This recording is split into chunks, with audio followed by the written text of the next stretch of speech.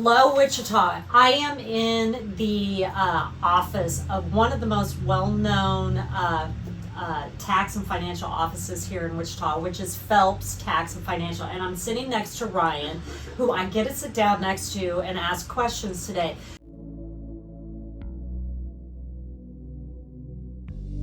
So this video really is for anyone who is self-employed and realtors, because you work with a lot of realtors. So tell me a little bit about your business. I mean, I know you're completely well known here, but just a little quick synopsis. Yeah, we are a tax and financial company. Some of those financial services are bookkeeping and payroll services, a lot of business consultations, business startups, that sort of thing, tax planning.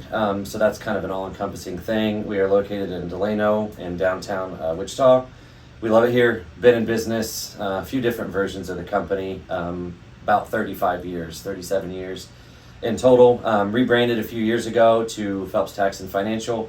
So I've been working in this position for 11 years. It's a family-owned business, and we serve a lot of people. We have about 1,500 clients in total.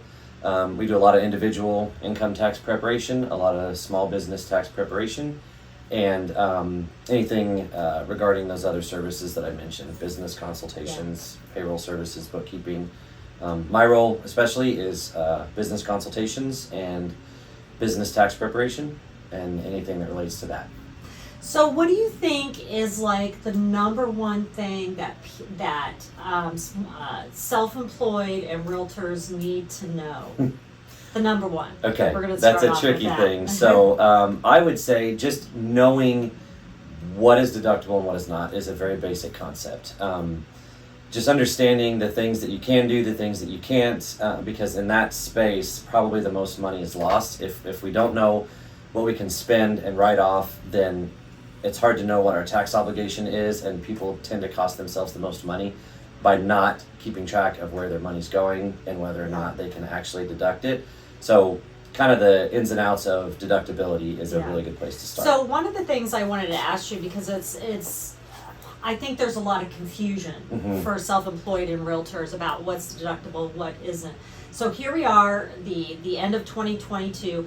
Would it be a good idea for them to stop in your office, reach out to you? Do you have like a list of items that they can kind of use as a guide and know what exactly is deductible for year-end their tax business? planning? Yes, I absolutely do. I could provide a bunch of materials that you could reference in terms of what's deductible and what's not, and then even make some remarks about year-end tax strategies, whether that's funding a retirement account, that could be buying health insurance, that could be buying equipment for your business, maybe spending money in other places in a tax-deductible way to help offset some other sources of income. There's a lot of things that we could do, and I would be happy to discuss that with anybody about your particular situation, realtor or not. Anybody that's interested in learning what the consequences of their earnings might be and what we can do about it with 17 days remaining in the year. Yeah, absolutely. Yep. And also, if they have a copy of that guide, it will help them throughout the year so that when they come back to you to do their taxes, they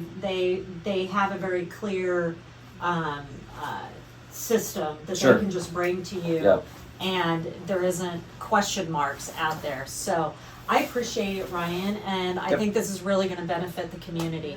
Thank you.